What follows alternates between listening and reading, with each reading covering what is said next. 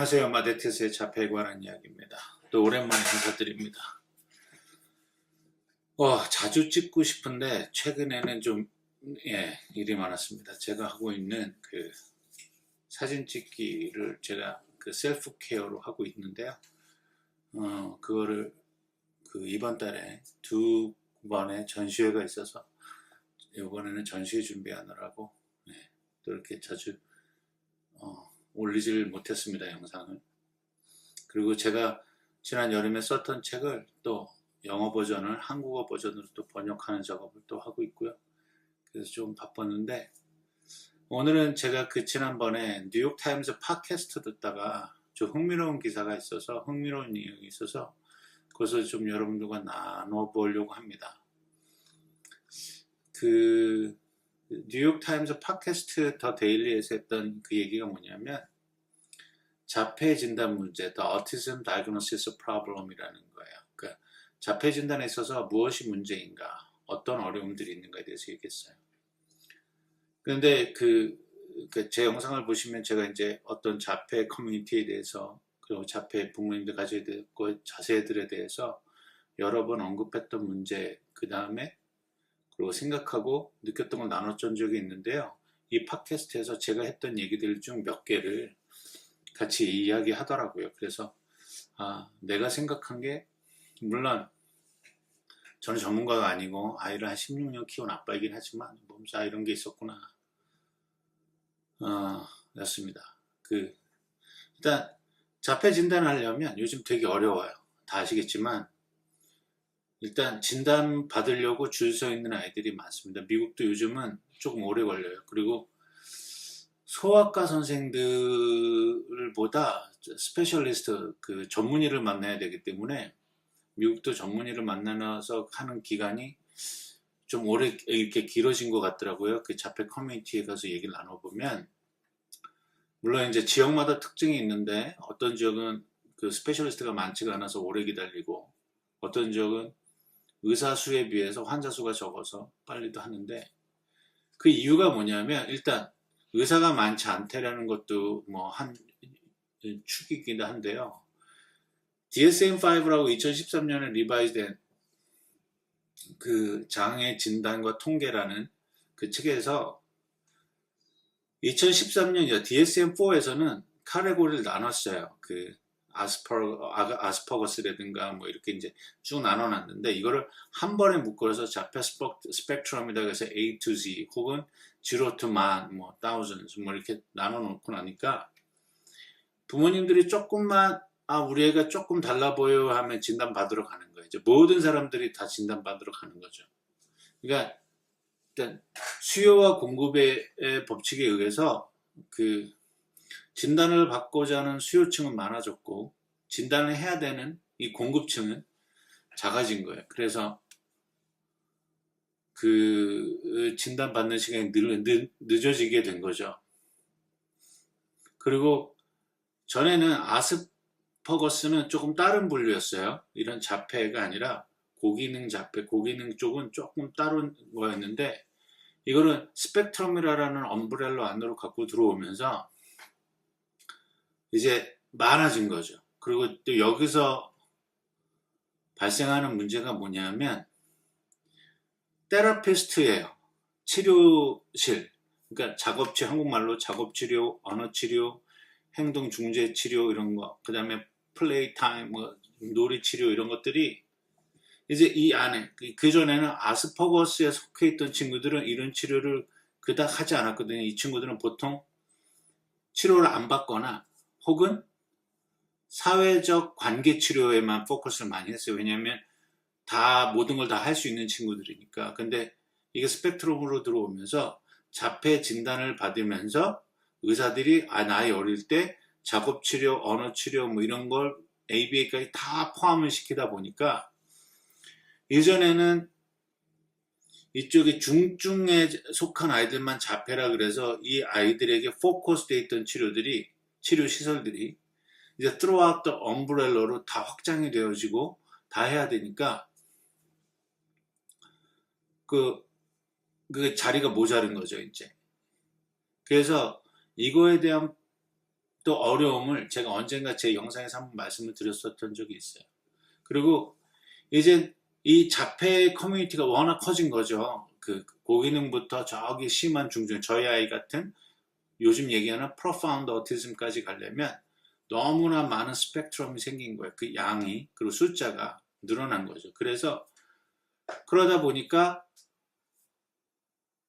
이 사람들에 대한 자폐가 장애니 뭐 아니니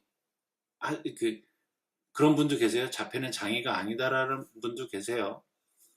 근데 자폐는 장애인데 받아들이고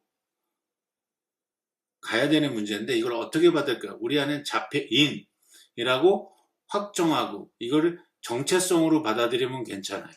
근데 부정적 의미로 아니다라고 얘기하는 건 다른 것 같아요. 그래서 지금 트렌드는요, 이 자폐인이라고 받아들이는 게 맞는 것 같아요. 그래서 그러니까 예를 들어서 시각장애인하면 제가 시각장애인이라면 시각장애인이라는 아이덴티티를 갖는 거예요.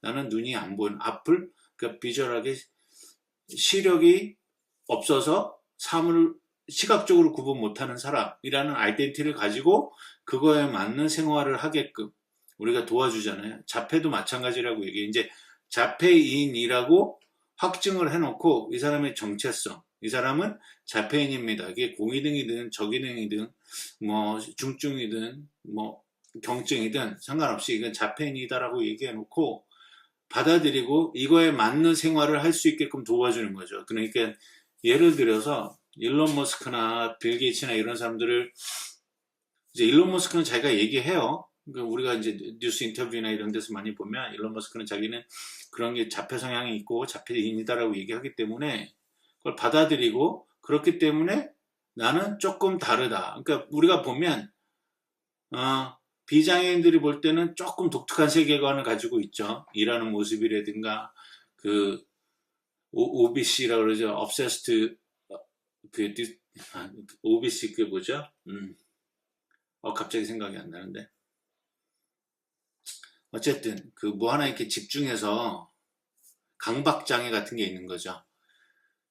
그러니까 그래서 그걸 받아주면 이 사람은 이대로 사는 거예요. 그냥 그대로 사는 거고. 근데 이게 또 어떤 어려움이 있냐면 자폐 진단이 많아짐으로써 저희한테 저희 자폐 커뮤니티 어려운 게 뭐냐면 딜레이가 되다 보니까 제때에 진단을 못 받아서 치료를 못 받는 중증의 환자들이 나오기 시작했어요. 그러니까 그래서 이게 지금 DSM-5가 DSM-6 개정될 때는 이게 고쳐줘야 된다. 아스퍼거스는 아스퍼거스 따로 빼야 되고 프로파운드는 프로파운드로 빼야 돼서 이들의 그 치료의 그 난이도를 좀 조정해야 된다는 얘기를 무슨 과학 저널에서 좀 읽은 것 같아요. 근데 저도 그 얘기는 동의합니다.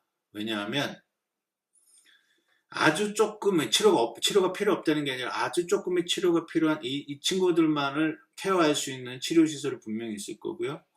이 중증의 장애들까지 해야 되는데 제가 이거 진짜로 비즈니스 하시는 분들 제가 제 영상들 통해서 제 영상을 통해서 여러 번 얘기했는데 비즈니스적 마인드로 접근하는 치료 회사들이 있어요.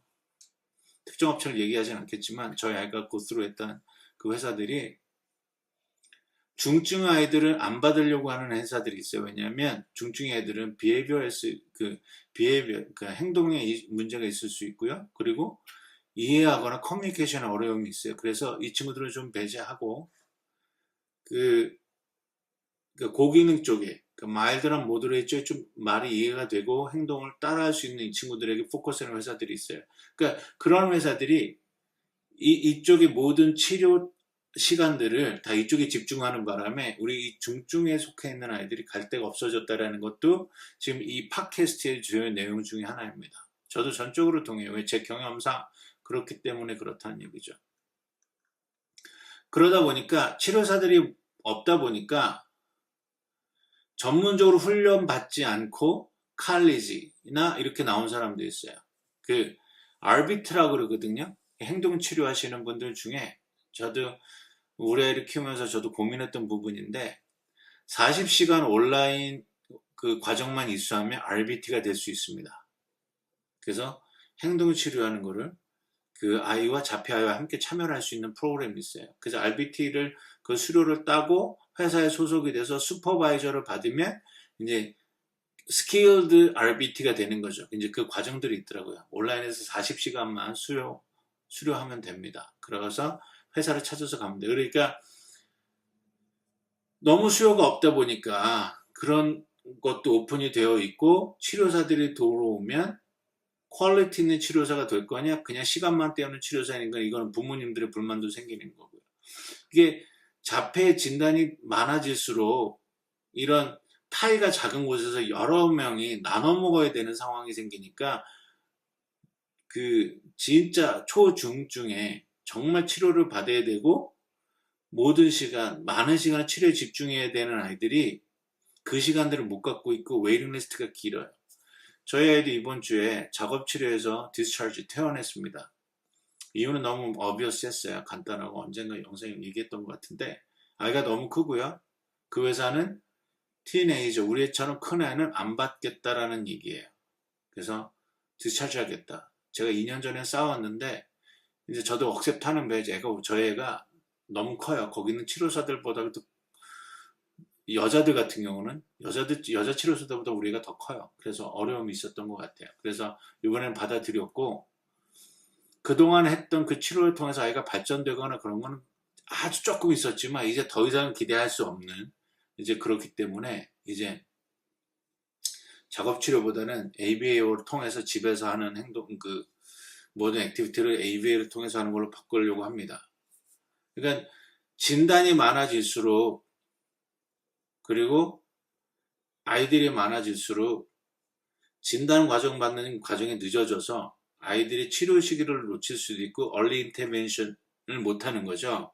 빨리 진단받고 빨리 들어가서 아까도 말씀드린 고기능 요때 아이들은 빨리빨리 치료돼서 혹은 어느 정도 선에 올라와서 거기서 나와야 되는데 그게 못 나오고 또 이 친구들은 빨리빨리 그 치료를 셋업해서 롱텀을 그 치료 기간을 갖고 가야 되는데 이 초중증이나 중증 이 시비어 이 밑에 쪽의 아이들은 그걸 못 받아서 이들의 심텀은 악화되거나 혹은 나아지지 않는 과정이 생기는 거죠. 그래서 지금 계속 DSM-5 진단에 대한 논란이 있어요. 이걸 바꿔야 된다라고 얘기하고 있습니다. 계속 지금 이런 문제들 때문에. 그러니까 진단이 많아져서 빨리빨리 개입해서 아이를 어느 정도 선까지 올리고 개선의 요지가 보이고 발전할 수 있는 거는 빨리빨리 하면 좋은데 이게 정체되다 보니까 너무 어려운 상황들이 벌어지는 거예요.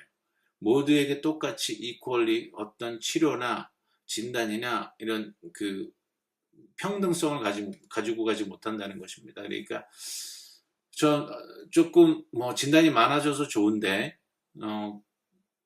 그리고 그런데 사회적 인프라가 그걸 따라가지 못해서 저희 자폐 커뮤니티의 자폐에 속한 아이들이 지금 많이 피해를 보고 있어요. 그러니까 이게 틀렸다는 게 아니라 빨리 이 수요 공급의 문제를 해결해 줘야 되는데 사실 또 많은 분들이 하고 싶지 않은 부분입니다. 힘들거든요.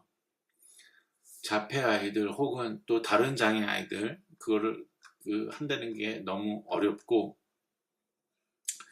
그 다음에 이 초중증의 아이들은 혹은 중증 이하의 이쪽 하위 그룹에 속하는 이 친구들은 여러 가지 복합적인 장애도 있을 수 있어요. 그래서 어떨 때는 이 진단이 늦어짐으로써 이 아이들의 오진도 나올 수가 있거든요. 그러니까 빨리빨리 이거를 어떻게 잘 정리를 해야 되는데 사실 이런 거는 정리할 생각 안 하고 뭐 정치인들이 타이레놀이 문제니 뭐 어쩌고 그러니까 전혀 doesn't make sense인 거예요. 그러니까 제가 자폐 커뮤니티에서 한 16년 가까이 있으면서 많은 글을 읽고 이렇게 유튜브도 찍고 또 많은 컨퍼런스나 웹비나나 이런 데 다 참석하면서 듣고 컬렉트한 데이터로는 우리 최근에 얘기했던 미국 정부가 얘기한 그거는 전혀 동떨어진 얘기입니다. 근데 제가 속해 있는 그 공동체에 그걸 믿으시는 분들이 있더라고요. 뭐 믿는 건 자유니까. 그러나 우리가 여태까지 과학적인 데이터로 봤을 때 그건 아니다라는 얘기죠. 그러니까 그거에 얽매여서 자책을 하시거나 그러실 필요는 없다라고 말씀드리고 싶고요. 다만 우리 커뮤니티가 고쳐야 될 것은 의사들의 진단이나 뭐 의사들이 더 많이 나오면 좋을 것 같고 사실 그런데 그것이 안 되면 일단 치료 분야에 있어서 아이들을 다시 DSM-5라는 것보다 새로 리비전된 DSM-6에서 저는 hopefully 이게 다시 나뉘어져야 된다고 생각을 해요. 그래서 의사들이 전문의들이 판단할 때 얘는 이 정도만 필요합니다. 얘는 이 정도만 필요하고 얘는 이만큼 필요합니다라는 어떤 가이드라인을 제시해 줬으면 좋겠어요. 그러니까 지금 그리고 부모님들은 저 조급해 하시거든요. 이거 해야 되고 저거 해야 되고 막 그러니까 너무 어렵습니다. 혹시 이 영상 보시고 끝에 제 책에 관심이 있으신 분은 제가 이 뒤에 영상의 끝에 아마존에서 팔고 있는 제 책에 대한 제목과 사진을 올려드릴게요. 어쨌든 오늘은 이런 얘기를 나눴습니다. 아이들이 많아지면서 진단이 늦어지고 진단이 늦어질수록 아이의 발달과 영향을 미치고 또 치료 시설에 대한 파일을 나누어야 되는데 모두가 이퀄리 나눠 가질 수 없어서 이 심한 중증 장애인들이 조금은 어려움을 겪고 있다는 것을 오늘의 요지로 말씀드리고 싶었어요. 저는 중증 아이를 키우고 있고 이미 16살, 그래서 치료 효과에 대한 큰 기대가 별로 없음에도 이제는 어느 치료실에서 디스차르지 퇴원이 되면 갈 데가 별로 없다라는 거예요. 받아주는 곳이 많지 않아요. 왜냐하면 아까도 말씀드렸지만 새로 다이그노스 하는 애들을 받아줘야 되고 어린아이들을 받아줘야 되는 비즈니스적 그리고 어떤 효과적인 측면에서 회사들이 그런 결정을 종종 하는 경우를 봐요. 그래서 나이가 많으면 좀 어려움을 겪는 것 같아요. 제가 최근에 몇 군데 컨택했는데 퇴원하면서 근데 좀 어렵겠다라고 오래 기다려야 된다고 얘기하더라고요. 뭐 6, 7개월 기다릴 거면 그 전에 벌써 얘가 17살, 17살 반이 되거나 혹은 18살이 다 돼가는데 근데 미국은 18살 너무 성인으로 취급하니까 완전히 달라진 얘기가 되기 때문에 그닥 이제 작업 치료 혹은 스피치 이제 ABA도 점점 시간을 줄여가고 있습니다. 또 저희 아이가 또 그렇게 졸업을 해줘야 저희 아이가 했던 스팟에 또 누군가가 들어갈 테니까요. 어쨌든 오늘 영상도 봐주셔서 감사하고요. 다음에 또 뵙겠습니다.